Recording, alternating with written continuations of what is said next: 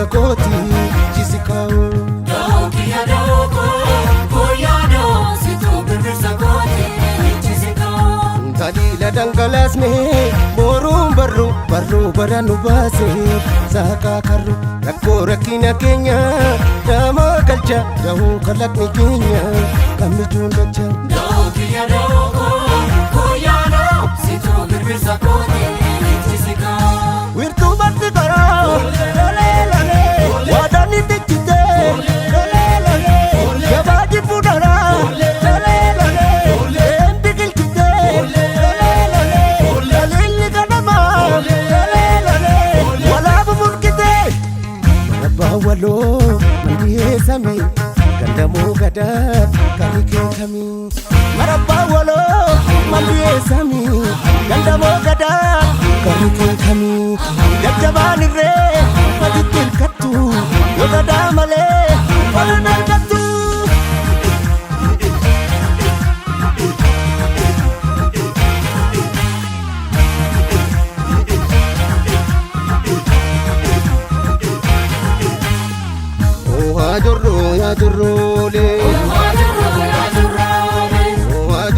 yaa jirroolee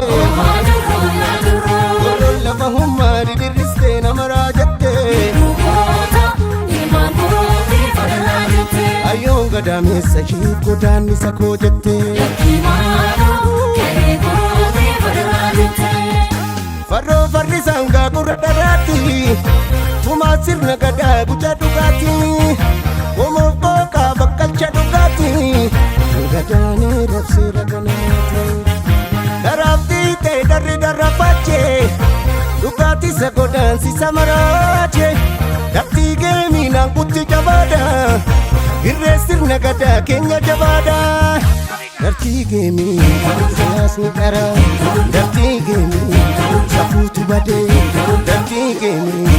jechuutti kutee Dartii geemii gomoota bitee Agadu gadaanii gadaanii barcuma gadaanii Agadu gadaanii gadaanii barcuma gadaanii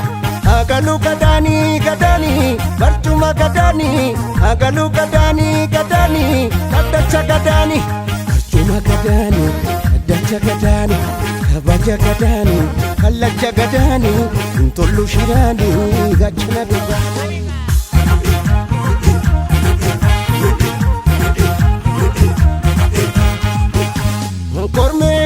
Koromee daddatu yaa jimtu Cinaacha ilmaan gurraacha naa jirtu Koromee daddatu yaa jimtu Bakkalcha ilmaan gurraacha naa jirtu Siifan jira naa jiraadhu Cinaacha ilmaan gurraacha Siifan jira naa jiraadhu Siifan la jalanneeffadhu Yoo birri barrisee Nageenya barrisee Gadaansi sibbisee Margabni ganyisee Dhugaan bana furtuu Eetta tirrisee Marabbaa waloo mandiyee samii gandamoo gadaa kabikee kamii jajjabaan irree matitti hirkattu yoo gadaa malee walan argattu Marabbaa waloo mandiyee samii